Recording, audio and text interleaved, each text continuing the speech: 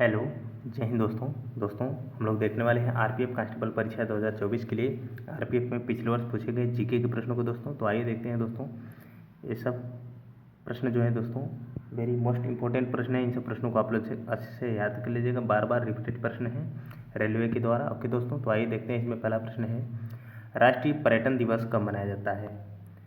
राष्ट्रीय पर्यटन दिवस कब मनाया जाता है?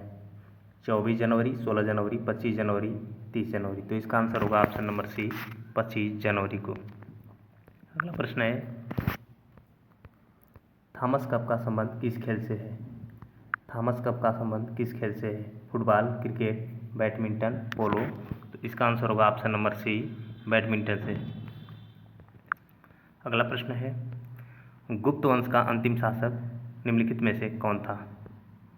गुप्त वंश का अंतिम शासक निम्नलिखित में से कौन था? श्रीगुप्त, विष्णुगुप्त, सिंह विष्णु, चंद्रगुप्त मौर्य। इसका आंसर होगा option number C, Simha Vishnu. और दोस्तों, गुप्त वंश का संस्थापक कौन था? तो श्रीगुप्त था। अगला प्रश्न है, निम्नलिखित में से कौन सा दर्रा सिक्किम को भूटान से जोड़ता है? निम्नलिखित में से कौन सा दर्रा सिक्किम को भूटान से जोड़ता है? लिपुलेख दर्रा, जेलेपला दर्रा, नाथुला दर्रा या सिक्किम दर्रा, शिवकिला दर्रा। तो इसका आंसर होगा ऑप्शन नंबर बी, जेलेपला दर्रा। अगला प्रश्न है, सिमलीपाल नेशनल पार्क भारत के किस राज्य में स्थित है? सिमलीपाल नेशनल पार्क भारत के किस राज्य में स्थित है? सिक्किम, उड़ीसा, असम, पश्चिम बंगाल। तो इसका आंसर होगा ऑप्शन नंबर बी, उड़ीसा में। अगला प्रश्न है, बोनालू किस राज्य का लोक नृत्य है? बोनालू किस राज्य का लोक नृत्य है? तमिलनाडु, तेलंगाना, त्रिपुरा, उत्तराखंड। तो इसका आंसर होगा ऑप्शन नंबर बी, तेलंगाना। अगला प्रश्न है दोस्तों, निखिल बनर्जी का संबंध निम्नलिखित में से किस वाद्य यंत्र से है? निखिल बनर्जी का संबंध किस वाद्य यंत्र से है? तो इसका आंसर क्या होगा? तो इसका आंसर होगा दोस्तों ऑप्शन नंबर बी, सितार से। अगला प्रश्न है,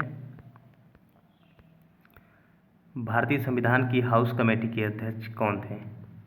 भारतीय संविधान की हाउस कमेटी के अध्यक्ष कौन थे? K M Munshi, J B Kripalani, Pattabhi Sitaramayya, A B Thakkar. तो इसका आंसर होगा option number C, Pattabhi Sitaramayya. अगला प्रश्न है, यात्री इब्न बतूता निम्नलिखित में से किस देश का निवासी था? इब्न बतूता किस देश का निवासी था? Afghanistan, Iran, Mongolia, Morocco. इसका आंसर होगा ऑप्शन नंबर डी, मोरक्को का। अगला प्रश्न है, ब्राह्मणों पर जजिया कर सर्वप्रथम किसने लगाया था? ब्राह्मणों पर जजिया कर सर्वप्रथम किसने लगाया था? मोहम्मद बिन तुगलक, अलाउद्दीन खिलजी, फिरोज शाह तुगलक, गयासुद्दीन तुगलक। इसका आंसर होगा option number C, Firoz Shah Tughlaq. अगला प्रश्न है, निम्नलिखित में से कौन सा बंदरगाह गुजरात में स्थित है? निम्नलिखित में से कौन सा बंदरगाह गुजरात में स्थित है? पारादीप, कांडला, मुर्मुगाओ, इनमें से कोई नहीं। तो इसका आंसर होगा ऑप्शन नंबर बी, कांडला बंदरगाह। अगला प्रश्न है, निम्नलिखित में से कौन सी एशिया की सबसे बड़ी खारे पानी की झील है? एशिया की सबसे बड़ी खारे पानी की झील कौन सी है? लोकटक झील, डिडवाना झील, भीमताल झील, चिल्का झील। तो इसका आंसर होगा ऑप्शन नंबर डी, चिल्का झील। चिल्का झील किस राज्य में स्थित है? उड़ीसा में।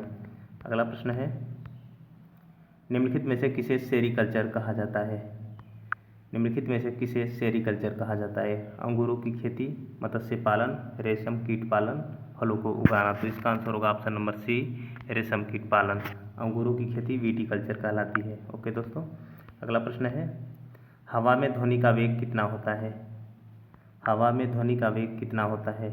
220 मीटर पर सेकेंड, 232 मीटर पर सेकेंड, 343 मीटर प्रति सेकेंड, 110 मीटर प्रति सेकेंड। तो इसका आंसर होगा ऑप्शन नंबर सी, 343 मीटर प्रति सेकेंड।